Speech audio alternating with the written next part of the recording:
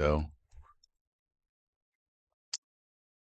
if we're signing Wentz and Gino, it better be drafting Simpson. Okay, so let's get into this. Is a perfect lead in. Thank you, JoJo. JoJo got right into it. Here's the deal. Here's what I've figured out. Because if you remember on Friday, I couldn't figure out what in the hell we were doing. Why aren't we going after the top guys? There seems to be no interest in Carr or Cousins or even Willis or Mariota, who are my top four available people that you can realistically get. And so but because from all the reporting that was being done, seemed to be no interest from the Jets on any of those guys at all. So we'll have to see what happens. But if this holds, and the reporting was that we're going to go after Wentz because of Reich's familiarity, and we might go after Gino too because that's another veteran that you could get for the minimum because the Raiders are still going to be paying him. Now, why would that make sense? So I was banging my head against the table going, why does this make sense? I don't understand why we would do this. But then I realized something. What if the Jets graded both Simpson and Aller a lot higher than consensus? So the consensus is that Simpson's like in the 30s. I mean, PFF had him in like the 40s, ranking him on a big board. But what if the Jets had both of those guys in their scouting evaluation ranked and rated a lot higher than consensus? Then this strategy of going for two veterans that are El Cheapo. So this is the strategy that I call two bums and a baby. So this is the two bums and a baby theory by old Frankie. Two bums and a baby. So let's get two bums in here, veterans, on the cheap. So Gino fits the bill because he's already being paid by the Raiders, so he's going to get $2 million, $2 million from us. Okay. And then Wentz, same thing. He's only going to cost $2-3 million. So you get two veteran quarterbacks on the cheap. Now, their role in this is to install Reich's offense. That's their entire purpose. It's not that they're going to be our quarterbacks. It's not that we believe in them. They're just here as veteran placeholders to get the fucking offense installed. Nobody is talking about that we have to install a whole new offense. So the offensive line, Breece Hall, Garrett Wilson, A.D. Mitchell, all the people, they got to learn a whole new offense now. And so to have a quarterback, a veteran quarterback, on a cheap deal, and if you can, two of them, just in case one gets hurt, then that makes a lot of sense for the installation of the offense, and you have them there to take the pressure off of the draft pick that you're going to use. This is basically the same strategy the Giants and the Saints used last year, and it worked. So you put the veteran there. Now the rookie can sit back and learn, and whenever they're ready, they're going to come in. But they don't have to start the year that way. You're not a week one starter. There's not all that pressure on you. You have these veterans there as a placeholder as we get the offense on the track and moving forward. Then you take, with pick 16, whichever one is there. So if Simpson's there, you take him. He's probably the next one. But if he gets taken by the Dolphins or somebody else, then you go ahead and take Aller. Is it a reach? Yes. Yeah. But if you believe in them, you just take them there. You don't even play around and wait till 33 because you never know what's going to happen. So if you really have them graded that high, you just have it because it's very unlikely that both of them are gone at 16. So you take whichever one's there. If Simpson's there, you take him. If he's not there, you take Aller. Okay. And then they're going to sit on the bench. Just like Jackson Dart, just like Tyler Shuck, they're on the bench. Just like Jared Goff when he was taken first overall, on the bench, a la banca. And they sit and they learn and they develop, and you work very hard to develop them. They're going to get reps in practice. They're going to get scout team reps. They're going to play in the preseason, whichever one it is, and you're going to see how they develop. And at some point during this season, you pull the plug on the two bums, or whichever bum is starting for us, and you bring in the baby, the rookie. And you hope and pray that they play at least as well as Dart and Shuck did last year for their teams, to where they now believe they have their quarterbacks. Whether they're right or not, we'll see. But the Saints and Giants both believe they have their quarterbacks now. And what did we hear all offseason? Well, now that the Giants have their quarterback, it's a premier destination for this, that, and the other. And same thing with the Saints. Now that the Saints know their quarterback situation settled, they can go after this one, that one, and really take it to the next level. And that's what we're hoping for as well. Because let's say it's Simpson. Let's say he comes in game 8 and then he plays well enough where everybody's like, wow, okay, he's the guy. Regardless of how many wins we get, just like the Giants with Dart, they think he's the guy. Hopefully Simpson or Aller, but hopefully Simpson,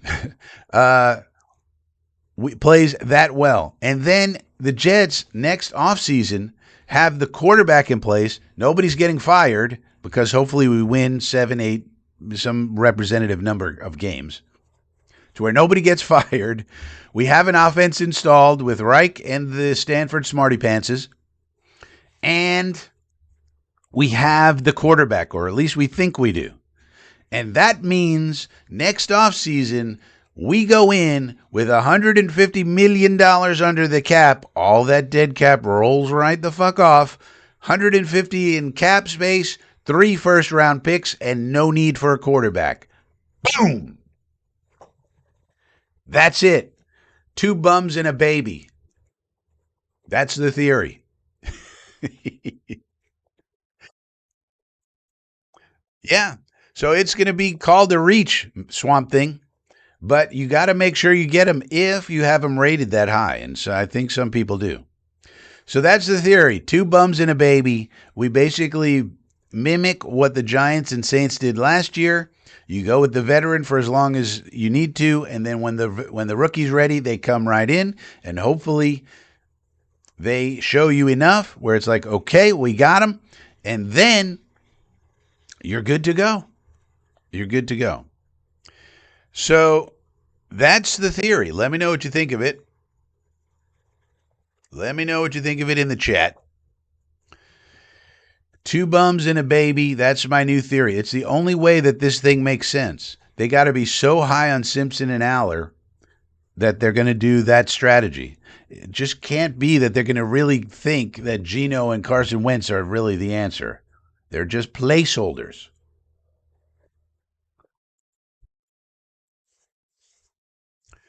You guys are being quiet in the chat now.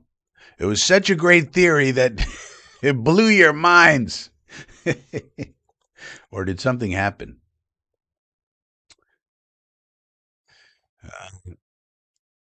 Joe Mike says, I don't think taking 16 is the best, but I get it. Plus, like you said, the Raiders may take a wide receiver. We can still get safety at 33. Right. Look at it. It's going to be a reach, Joe Mike. I understand that. Everybody's going to say, ha ha, they reached for Simpson or they reached for Aller, especially if it has to be that. But I understand that. But I don't give a shit. If you really believe in the quarterback, you take him. You don't risk somebody in the back half of the first round taking your guy. And think of it this way. We have a bonus first-round pick. Look at it that way. We're still getting Arvell reset, too. That's amazing. Vels bells. We could go into that for a second if you want. But so we still get a blue-chip premium player there. And at 16, we take our shot at quarterback. Is it a stretch and a reach? Yeah, probably. If you had your druthers, you would rather get those guys in the second round or whatever. But you can't risk it, in my opinion, if you really believe in them. And that's the whole key to this whole thing. I'm assuming, and the other beautiful thing is you're not then spending resources on quarterback. So here's the other benefit of it. The 2 bums, Geno and Wentz, are going to cost you a combination of $5-6 million for both of them as a combo. And then, the 16th pick is going to cost whatever it costs, 10, 11, 12 for this year. I don't know what the 16th pick is. But that's not a lot of allocation of money for the quarterback position, which means you can then get aggressive with guys you want to get aggressive for. I think we're going to get aggressive for AVT and a linebacker and a safety. you can get a little more aggressive. Maybe you can go get a Brian Cook or a Quanny Brisker at safety where you couldn't before because you're willing to allocate a few million more because you don't have to spend a lot on quarterback, which we would have in my original plan, which was the Carr, Cousins, Willis, Mariota plan. Those guys coming in as a starter are going to want 10, 11, 12. Carr would want 35, so, or at least 30. Cousins would want at least 20. So, but now you're not doing that. So now you can be aggressive with AVT. Maybe this allows us to retain AVT. Because if you put AVT and he stays healthy on this line, you could have an elite line. And how great would that be? You may be able to go for Quanny Brisker or Brian Cook. Those are some of the top safeties. I thought we would have to go for Nick Cross or somebody like that. Maybe you can go for the top of the market there. Maybe you can use some of the money to convince Anzalone not to go to the Chicago Bears with Dennis Allen, but instead come with Ole AG. But to do that, you got to give him a few extra million. All right, maybe an extra year or two or something to convince him because there's going to be a few targeted free agents that we really, really want. I've heard multiple reporters talking about that the Jets are sniffing around at the top of the safety market. All right, well, you need money for that.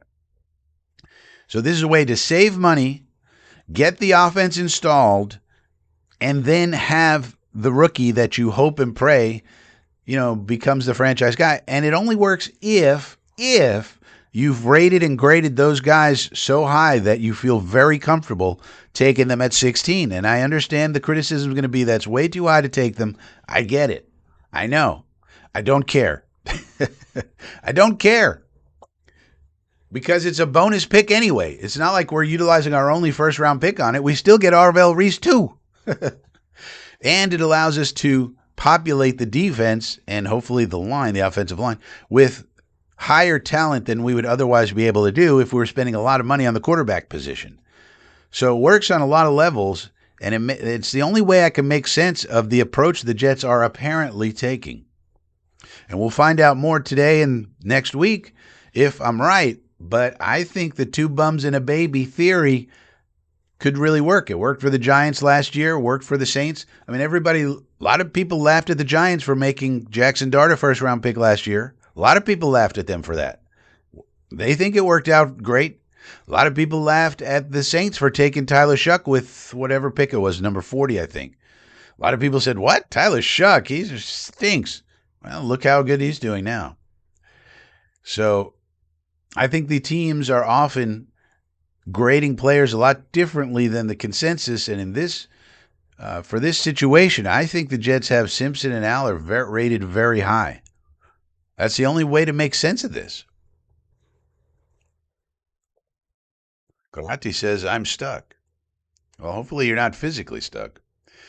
Yeah, well, you can't risk it, Warrior. This is what I think. I'd love to do it at 33, too. Don't get me wrong. But I just don't think you can take that risk. I think when they're there, you got to take them. I mean, it's too scary.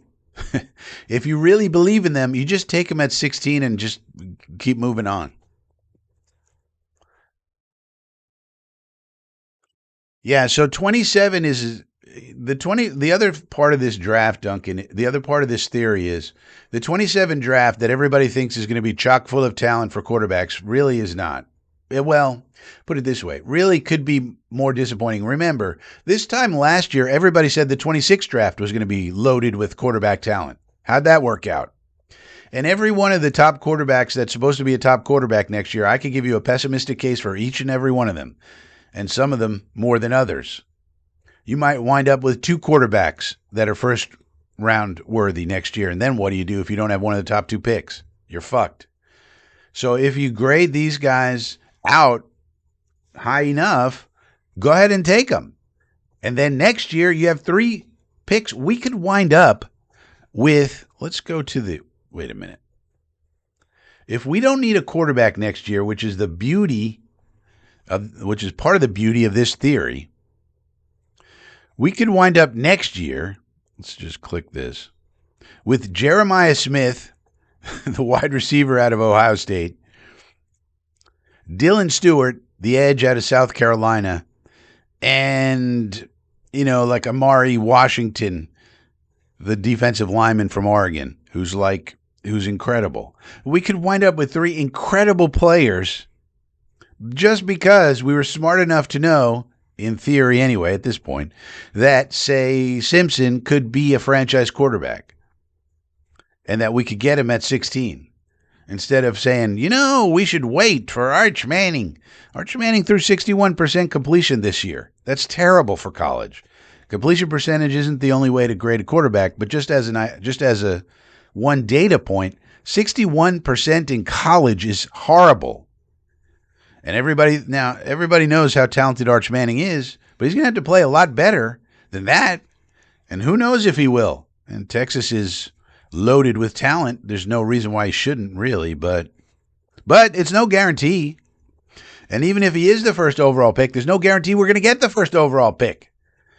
So to me, this strategy makes a lot of sense in many different ways.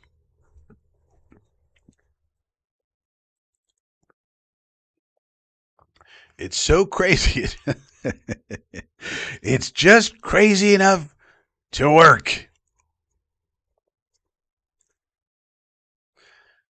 Yeah, this is what I think, JoJo. Like you can't just assume they're going to make it there just because of, the PFF mock draft. It's like that PFF mock draft thing is way off. You can get people, you could get people in like the 6th, 7th round that are just never, ever making it there. They're just not. So then people think like, oh, that's too high. But,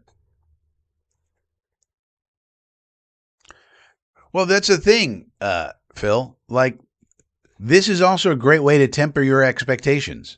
Like, if it's Geno and Wentz, say, then like I said, they're just placeholders. They're not the answer. I don't care what they do. As long as they get the offense, installed and going to some degree, and you figure they're veterans, we will have a decent offensive line. They should be able to at least be functional to some degree. But I don't care. I'm just all eyes on the rookie because the whole plan is about that rookie and just when is the right time to put them in so that they're ready to go. They feel mentally comfortable and we don't sabotage them like we did with Darnold and Wilson and all. So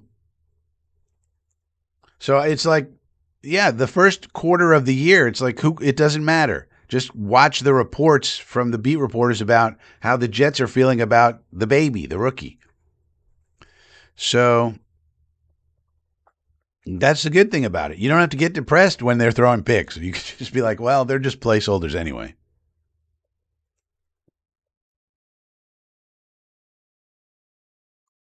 Yeah, JD Surf City, exactly right. Who cares where these people have them ranked? If you do your scouting and you love them, take them. And I think what this is telling us, the fact that they're not pursuing Derek Carr, tells me they love Simpson, probably both Simpson and Aller, and I think they also love Mendoza, but can't get him. So I think that's what it's telling me because it makes no sense otherwise. This idea that people have, just wait till 27. There's no guarantee that 27 is going to be a bumper crop.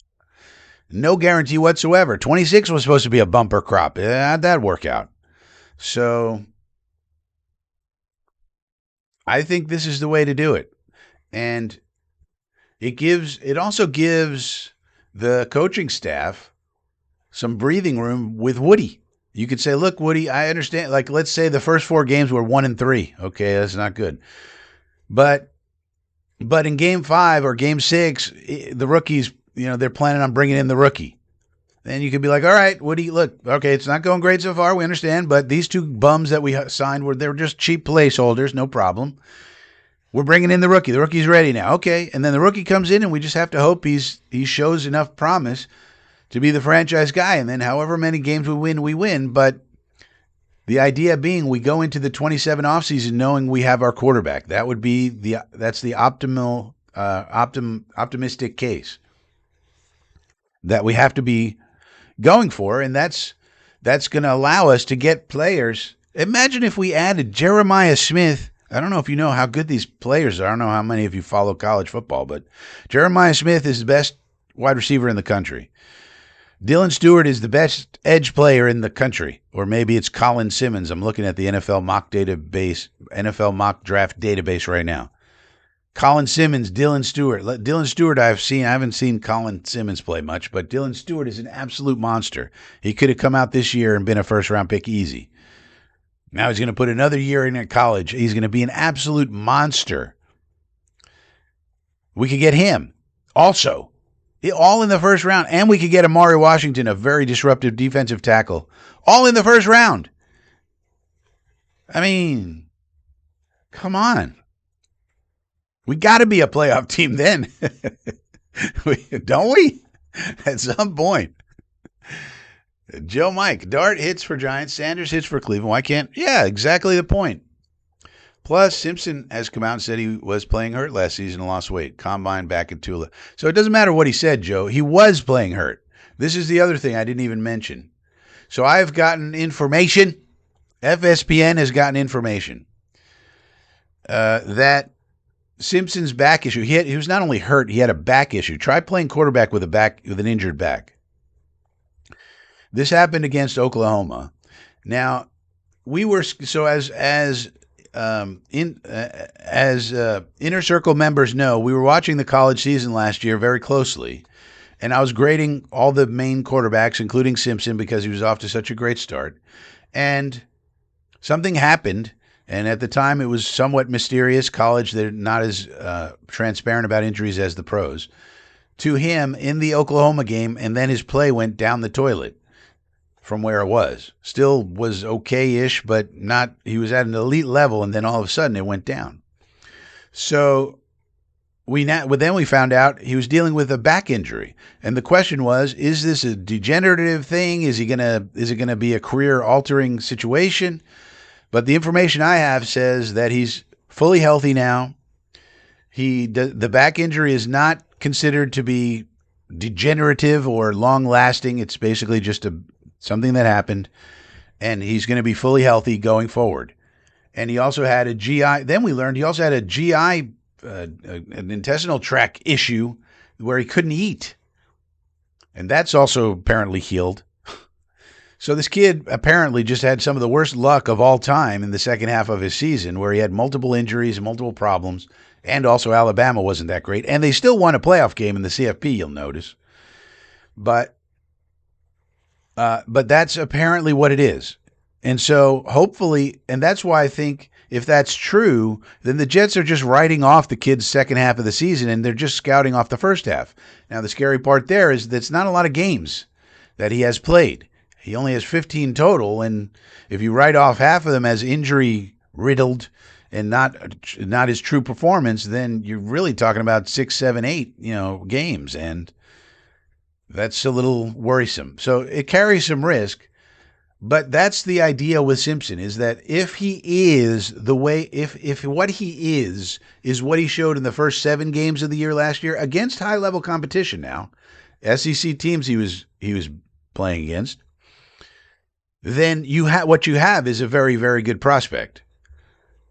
So those are the known facts. Doesn't matter what he says. Those are the known facts, Joe. These be facts. So that's what I'm thinking, is that the Jets got those medical reports back as well, and so that's what they're basing this on. And then with Drew Aller, the situation is a little different, but the Penn State team around him was pretty bad last year. They had no wide receivers who could get open. The year before, he had Tyler Warren, but this year, no such tight end that he could even use as a safety blanket.